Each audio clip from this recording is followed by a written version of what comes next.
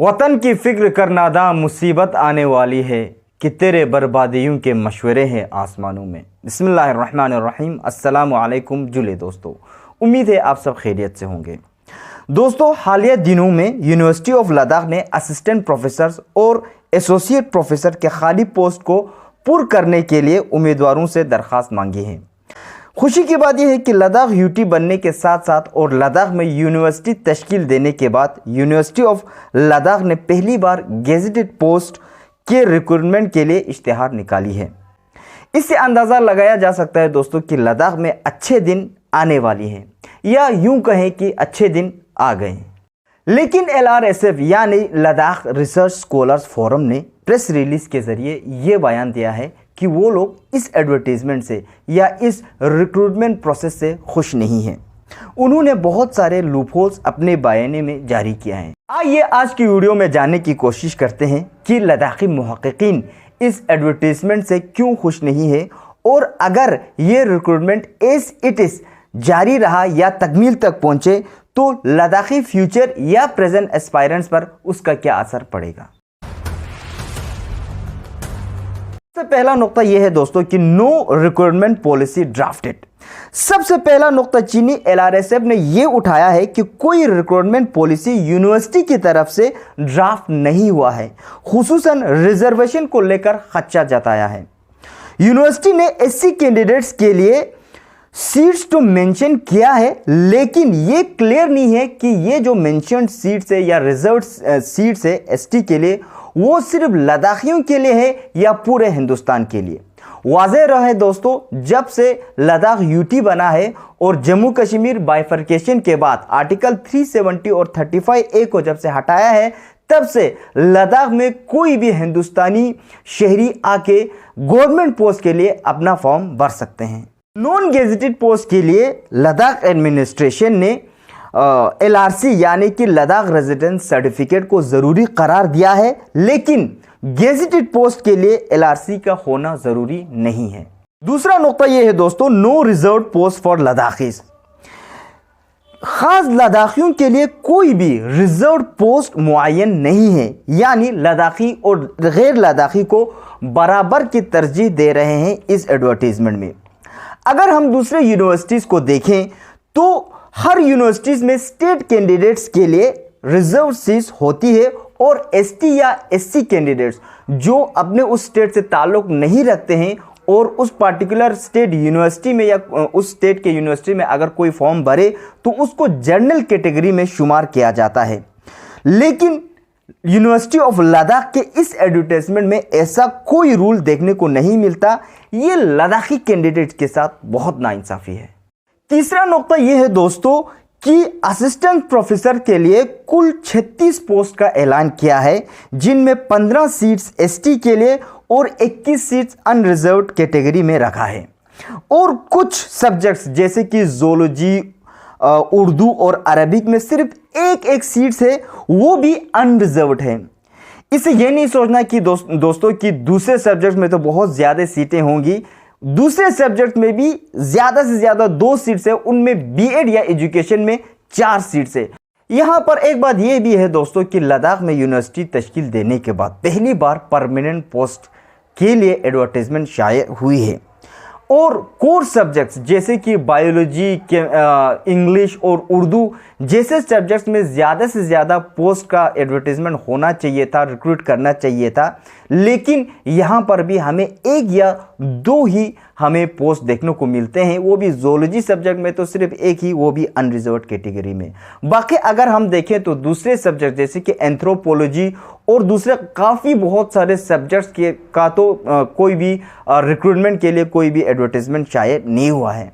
ऐसे में मुझे लगता है कि ये जो रिक्रूटमेंट का जो प्रोसेस है वो एक ऐसे दिखावे के लिए है, ताकि ये तासुर दे कि लद्दाख में यूनिवर्सिटी ऑफ लद्दाख में रिक्रूट कर रहे हैं। लेकिन अगर हम ज़मीनी हक़ाइक़ को देखें तो कुछ और हकीकत हमें नज़र में आती है। एक नुक्ता यह भी है दोस्तों कि सीट्स प्रॉपरली डिस्ट्रीब्यूट नहीं है, यूनिफॉर्मली डिस्ट्रीब्यूट नहीं है, और यहाँ पे ज़्यादा से ज़्यादा अगर हम देखें तो एजुकेशन या बीएड में 4-4 सीटें हैं और बाकी दूसरे सब्जेक्ट में 1 या 2 ही सीट्स मुअय्यन किया है। वाज़ेह रहे दोस्तों, जैसे कि मैंने पहले कहा कि यूनिवर्सिटी ऑफ लद्दाख में पहली बार ये परमानेंट पोस्ट के लिए एडवर्टीजमेंट निकाल रहे हैं या रिक्रूटमेंट कर रहे हैं। उनमें से तो ज़्यादा से ज़्यादा पोस्ट आना चाहिए था, ज़्यादा से ज़्यादा लोगों को लेना चाहिए था, लेकिन यहाँ पर 1 या 2 को ही ले रहे हैं, वो बिल्कुल ना के बराबर है। चौथा नुकता यह है दोस्तों कि यूनिवर्सिटी ऑफ लद्दाख का दावा यह है कि यूनिवर्सिटी ऑफ लद्दाख यूजीसी के गाइडलाइंस को या यूजीसी रूल्स को फॉलो करते हैं, लेकिन हमें यह भी एक जुमला ही नज़र आता है या जुमला ही दिखाई देता है, क्योंकि इस लद्दाख यूनिवर्सिटी की इस रिक्रूटमेंट में पीएचडी को मैंडेटरी करार दिया है। यूजीसी गाइडलाइंस या यूजीसी रूल्स के मुताबिक वो कैंडिडेट्स जिनके पास नेट हो या सेट हो या जिनके पास पीएचडी हो वो असिस्टेंट प्रोफेसर के पोस्ट के लिए भर सकते हैं, लेकिन यूनिवर्सिटी ऑफ लद्दाख ने पीएचडी को मैंडेटरी करार दिया है। इसका मतलब ये है कि सिर्फ वो कैंडिडेट जिसके पास पीएचडी डिग्री हो, वो बहुत ही प्रेस्टिजियस डिग्री होता है और साथ ही साथ बहुत ही ज़्यादा काम करना पड़ता है, ज़्यादा वक्त उसमें बिताना पड़ता है, उन लोगों को ही रिक्रूट करेंगे। बाकी जो या रिसर्च कर रहे हैं, जो मुहक्किकीन हैं, जो अभी उनके पास डिग्री हासिल नहीं हुआ लेकिन वो रिसर्च कर रहे हैं, इसी ही राह में गामजन है, उनको यहाँ पर फॉर्म भरने की अर्जी नहीं दी है। एक और नुकता यह है दोस्तों कि यूनिवर्सिटी ऑफ लद्दाख एक क्लस्टर यूनिवर्सिटी है और इसको स्टेट यूनिवर्सिटी बनाने की जिद्दोजहद अभी कोशिश जारी है, कागजात अभी जारी है, लेकिन ऐसे में अचानक इश्तिहार का निकालना एक गैर मामूली काम है। हम सबको मालूम है कि लद्दाख के 95% आबादी शेड्यूल ट्राइब कैटेगरी से ताल्लुक़ रखते हैं। ऐसे में लद्दाख के 95% आबादी को नज़रअंदाज करते हुए असिस्टेंट प्रोफेसर के 70% पोस्ट के 70% को नॉन रिजर्व कैटेगरी में रखना, ये लद्दाखियों के साथ एक बहुत ही बड़ी नाइंसाफ़ी है। इस रिक्रूटमेंट को किसी भी तरह से रद्द करना चाहिए, क्योंकि ऐसे रूल्स के साथ लद्दाखी कैंडिडेट्स का सिलेक्ट होना महाल है। हम सारे स्टूडेंट्स का, स्कॉलर्स का मुतालिबा यही है कि गेजेटेड पोस्ट के लिए एलआरसी को मैंडेटरी या ज़रूरी करार दे और साथ ही साथ पहले यूनिवर्सिटी ऑफ लद्दाख को स्टेट यूनिवर्सिटी का दर्जा मिलने तक कोई भी परमानेंट पोस्ट के लिए इश्तिहार ना निकाले, खुसूसन ऐसे रूल्स जो यूजीसी गाइडलाइंस को फॉलो ही नहीं कर रहे हों। ऐसा तो बिल्कुल नहीं होना चाहिए। और दूसरी तरफ केडीए यानी कि कारगिल डेमोक्रेटिक अलायंस और एबीएल एपेक्स बॉडी ले दोनों मिलकर जिद्दोजहद कर रहे हैं लद्दाख के स्टेटहुड के लिए और 6 शेड्यूल के लिए। ऐसे में हमें भी चाहिए कि पहले लद्दाख के कुछ फ्यूचर डिटरमाइन हो। लद्दाख क्योंकि पहले ही कहा मैंने कि 95% शेड्यूल ट्राइब कैटेगरी से ताल्लुक़ रखते हैं, तो हमारे ज़मीन को तहफ़्फ़ुज़ मिले, हमारे आइडेंटिटी को तहफ़्फ़ुज़ मिले, हमारे नौकरियों को तहफ़्फ़ुज़ मिले। इसके बाद जो सारे तहफ़्फ़ुज़ात मिलने के बाद अगर ऐसे गेजेटेड पोस्ट को अगर निकाले, तब हमारे लद्दाख के लिए बहुत ही खुशी की बात होगी, क्योंकि बहुत सारे एस्पायरेंट्स, बहुत सारे रिसर्च स्कॉलर्स और बहुत सारे काबिल रिसर्च स्कॉलर्स अभी बहुत सारे हमारे हिंदुस्तान के दूसरे यूनिवर्सिटीज़ में रिसर्च कर रहे हैं। अगर ऐसा नहीं हुआ तो जो दूसरे यूनिवर्सिटीज़ में हमारे रिसर्च स्कॉलर रिसर्च कर रहे हैं और उनका जो सपना है, उनकी जो ख्वाब है कि वो लद्दाख में जाकर लद्दाख में अपने तालीमात को लोगों में फैलाएंगे, स्टूडेंट्स को पढ़ाएंगे, तो वो तितर बितर होकर ही नहीं रहेंगे, बल्कि आने वाले स्टूडेंट्स जो अभी कॉलेजों में, स्कूल्स में पढ़ रहे हैं, उनका भी कैरियर दांव पे लगेगा।